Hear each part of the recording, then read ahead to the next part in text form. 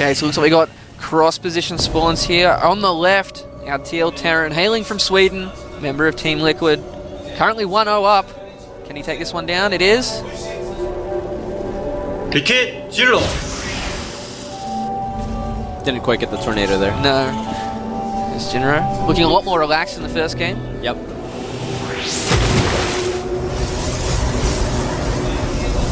And over here on the right-hand side, we have his opponent, a yellow Protoss, currently on no pro team. Love, ShinyStar.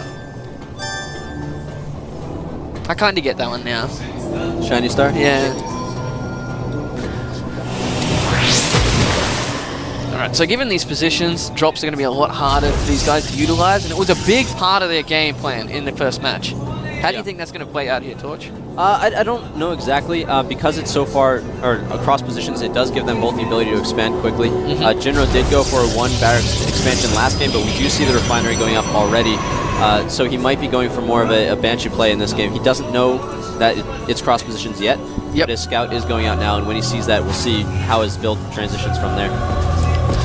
So as you were saying with Love ShinyStar, he isn't on a pro team, but if he does well in this game, most likely... He played well in the last game. Yeah, but if he wins this series, he's going to get picked up by a team very quickly. Good Korean players do not stay teamless for very long, and there's a lot of good reasons for that. Well, you never know, he could like going it on his own. There is that mindset that a lot of people do have. Probably not the most efficient, but there are people like that. And Koreans are robots. If they want to succeed, they know they need that extra support from their teams. So we do have ShinyStar coming in here doing a lot of scouting. Sees exactly what's going on. Second barracks going down now for Jinro. He really wants to just... This Fog of War is very frustrating to try and kill that probe. Yeah, you can't really move in without the vision there we from go. SCV, but once you get that, it takes it out quite quickly. Distracts a little bit. If you are successful with the probe, you can sneak it past and figure out the key tech pattern. Because early on, all you're seeing as a Protoss is, are they going 1 gas, are they going 2 gas, or are they going 0 gas? Well, as we see here, ShinyStar does have double gas already. He doesn't have a warp gate research, but he's actually chronoed out that Stalker. No chrono boost being stored up here on his Nexus E. That's a big tell. Yep. And because there is that wall in, or partial wall in from Jinro, he can finish it right now. It is going to make it okay for the Stalker to do a little bit of damage.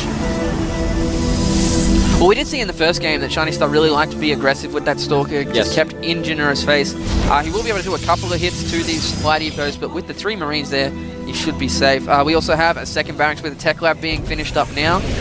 We did see in the first game that Jinro went straight. Oh, actually, we have a 1 gate expand. Yeah, 1 gate expand from Love ShinyStar. He knows that there is no Tech Lab out quite yet. Well, it's just finishing soon.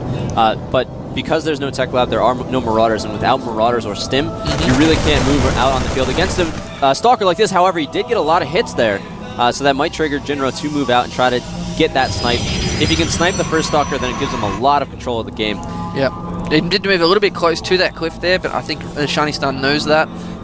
Having a look at his vision here for a second, he does not see the extra 2 supply depots at the top of that ramp. But Jinro coming in with an SCV now, sees that expansion. What is he going to do? Just barely scouts it. Enough that Jinro knows what's going on, but not enough that Love ShinyStar knows that Jinro knows what's going on. Exactly. So he is moving down out to the bottom of his ramp. He's going to try and chase down this Stalker. We do have concussive shells. Has been researched. There we go. We are triggering a bunch of SCVs coming in here. Looks like Jinro's going to go for the all-in attack right now. If he can get a bunch of bunkers by that extra Nexus from Love ShinyStar, he should be able to get it to either cancel or destroy it. Needs to be careful not to show these SCVs to this Stalker that is being chased down. It looks like he will actually see him as he comes through. He sees 1 SCV. He's barely seeing a second one. If Love ShinyStar does see all these, he should just cancel that Nexus and back up on top of his ramp. He is getting another sentry warped in, so he is going to be able to constantly force field the ramp. He's down at the bottom of the ramp, though. Ooh, this is very risky play by ShinyStar. He's going to try to defend this Nexus. You really can't do this as a Protoss player. If you do fight and you lose the game. Here we go. He's going to go for it. Force fields go down. He's picking off a couple of these SCVs. The bunkers at the back are still being researched, though. There are no Zealots, no Stalkers in the mix. There we go, 2 Zealots are being warped in, but there's a lot of Marines, a lot of Marauders, lots of damage going in, and this front bunker is still being built, all the probes being pulled, a 4th bunker going down as well. Jinro with some nice control here, he's actually avoiding all the force fields. The bunkers do go up. He's now jumping straight into those bunkers. ShinyStar forced to pull back up to the top of the ramp. He's now going to take out that Nexus, and Jinro in a very strong position right now. There's like 1 force field left in all these sentries. Stalkers and a Zealot being warped in here by ShinyStar as well. I think Jinro might realize this and try and push up that ramp and finish it off. Yeah, beautiful play here by Jinro. ShinyStar was forced to pull back after losing everything. He really should have known this was going to happen because it's really not going to go any other way when a Terran pulls all of his SCVs like that. Yep. He is going to be able to hold his main, but he's already lost a ton of economic damage. Yep. He is actually on where is it? He's still up on workers, probes. just barely. But now Jinro has that contained. He's got one bunker left down on the ramp. I think he just wants to leave it there to see when he comes out. We do have a command center being started here by Jinro. So a nice reaction. He was going to be very behind if he didn't get rid of that Nexus. Now he has. He's got a lot of damage there, but they're on even footing now. Yeah, they're on slightly even footing. Jinro's slightly ahead. If Love ShinyStar had just sacked his expansion early on, known that it was going to go down, he would be in a little bit better shape. But he does push out again, regains control because Jinro knows, all right, I took down the Nexus. Yep. I took down a lot of probes. Let me just back off, get my expansion up. He also has Stim now, which is going to be huge. Yeah, so you can defend very easily if ShinyStar does try to do a one-base counterattack. Yeah, we do have that robotics bay being built here now by ShinyStar. He might be seeing it. Oh, he's actually taking the gold instead. Very risky play here by ShinyStar. So it's going to come down to if Jinro can actually see this coming. He does have 3 Marines sitting down here at the bottom right-hand corner. He's going to go back in now, see when that expansion's back up. He really needs to just take a peek at one of these watchtowers, being very defensive. He kind of expects a counterattack all in. He expects a counterattack, or he expects, as soon as ShinyStar gets up that robotics facility tech, that he'll just try to take his natural again. These Marines are sitting by the natural of Love ShinyStar. Looks like he's going to go up into the main, see exactly what's going on. He's going to see the robotics facility, see that there's no units here either. Yeah, and that is key that the army is moved out. It's not at the natural, so he is going to be going for a counterattack in some form. He does see the robotics bay as well, so he knows Colossus are on the way. Nice little maneuver by Jinro there. But I wonder if what's going through his head right now, because he doesn't see the natural, he doesn't see the army. What could Love ShinyStar possibly be doing right now? Well, he did actually just swap the starport onto the reactor. He's making 1 Viking and 1 Medivac. A good choice by Jinro. Yeah, you have that 1 Medivac to keep your bio army alive, allow you to get those extra stims to be able to chase the army of the Protoss. But you also get out that Viking to zone out the Colossus. Colossus, yeah, he is coming across the field. Robes being transferred into the gold here for ShinyStar as well. Observer seeing exactly what's going on. But I think being aggressive right now is not what ShinyStar needs to need. Just keep Jinro in his base, get that gold up and running to take the lead. Well, because Jinro doesn't see the gold base going up, from Jinro's perspective, it looks like ShinyStar is going for an all-in. As a Terran player, if you see a Protoss going for an all-in, all you need to do is defend. Yep. So I believe ShinyStar is playing a really nice mind game here, saying, all right, you think I'm going all-in, let me feint that play. I'm not going to actually go for the all-in, but I'm just going to keep you in your base and keep you scared. Yeah, the downside of this is these sentries down at the bottom almost have all full energy, so he's not going to be able to really get out of his base either. And Jinro nicely scanning his own base. The reason for that is he thought there was an observer up. You don't want to have the observer knowing exactly what your army is. He's also floating his command center over to the other main base. Oh, nice choice here by Jinro. He's also going for a drop as well, going to come around behind. Might hopefully come up and see this gold. If that would be huge for Jinro. But of course, if he doesn't, it's going to just be more and more detrimental the longer he doesn't see it. Gas going down now at the gold as well. Looks like the Colossus trying to do some damage above this cliff. The observer placed nicely. We do have that drop being unloaded, and oh! He does go to the right position. He is going to scout this right now. He sees the gold that's going up, and this is probably going to trigger counterattack very, very soon. After taking out a bunch of these probes here and forcing this expansion not to have any use whatsoever. ShinyStar pulling back. Jinro taking this opportunity to get down that ramp by the looks of it. Doesn't want to be stuck up there. Gets quite a few probes. Going to lift back up. Probably go straight into the main as well. Do some more economic damage. He will see this Twilight Council, and that is going to be huge for Jinro. ShinyStar is on a complete back foot now, coming all the way back. Jinro does now see that there are 3 Colossi on the field, moving forward with his Bioforce, getting a lot more Vikings in production now as well. And now his backup force is going to come in and try and take out this gold. He scans again, sees that there's no probes left. He does see the force here from ShinyStar coming in from the right-hand side. Jinro playing this absolutely beautifully. He's keeping the attention of ShinyStar's reinforcements in space while he's attacking the gold right now. Enough Vikings here to fight a lot of these Colossi. Not enough Stalkers on the field yet to counteract them. The drop still doing a lot of damage in the main base, keeping him distracted, as I was saying. But we do have both players just backing off slightly now. Jinro is actually getting up a 3rd command center. This is going to give him a huge amount of mules to be able to get a large economic lead very, very quickly. Yep. And it looks like he's most likely going to be taking his natural as well. ShinyStar having a quick look at his vision. He does not see this this 6 o'clock base here for Jinro. And the longer that stays up, the best it is. So it's now pretty much flipped. Jinro had to see that gold, and now ShinyStar needs to see that technically natural expansion. But ShinyStar seeing that the third command center is going up is actually very good for Jinro. It makes it look like, oh, Jinro is finally going for a second. He saw that the gold for ShinyStar is going up, so now he's reacting properly by getting his own expansion. So by doing that as the Terran player, you kind of make the Protoss feel like he knows what's going on, but in reality you have that hidden base that's going to be mining for a very long time. Both these players playing a very big mind game between their two games. This is the kind of style that really gets my interest over some others, and it's really working well for both of them. It is like a chess match in their heads, kind of. Starcraft, definitely a chess match. It's like playing 8 games of speed chess at the same time. Here we go. So ShinyStar, he still hasn't taken that 4th gas down here at the gold base, but he does have a quiet... He's actually just stopped on those 3 Colossi. Hasn't actually decided to make more. He's getting his leg speed now. Well, once you see a huge Viking count come out for the Terran player, you really don't want to spend all your gas on the Colossi. You need to get out the Stalker count to be able to counteract them. You need to get out Blink so you can blink underneath the Vikings and be able to prevent them from taking out all of your Stalkers very, very quickly. Oh, Jinro doing a scan, trying to catch that Observer off guard, but nice Observer control so far by ShinyStar. He's kept that thing alive for a long time. Alright, so both players just backing off here, don't want to put themselves in the wrong position. Jinro still does have this 3rd base here, doing a little bit of work. Not as many SCVs to saturate it, but I like that choice. He's not transferring guys down there. He doesn't want to give it away. Yes. He's going to use the mules down there as best he can. The main thing is all he really needs is that mule count. By keeping an orbital command up long enough, it pays for itself very, very quickly. It's like 3 or 4 minutes of being up, casting mules constantly, and it's paid for itself. Exactly. So it's really, really nice for Terran players if you can safely get it up to just... Looks like Jinro is moving out here. Does... Oh, that's mean. Does turn around and take out that Meng statue. Looking forward a little bit. ShinyStar ready for it, getting his units in a concave position. He doesn't have many Zealots there compared to normal. Looks like this Observer is coming across, sees exactly what Jinro is doing. The Vikings coming through as well. Both players just facing off here. Jinro does have the supply lead. Doesn't have any ghosts in the mixer. There we go. Finally gets that Observer. He's tried about 3 times to get that thing now. More Vikings coming across. There are 4 Colossi on the field here. Only 5 sentries. A lot of them do have a lot of energy. And Templars now being warped in as well.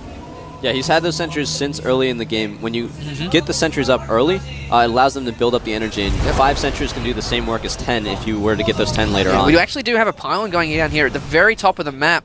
Not sure what he wants to do with that. He's actually Jinro going to go for a drop in the main, and it looks like he's going to drop there at the same time, move forward with his main army, try and take out as many tech structures as he did in game 1, and that's going to be really huge for him.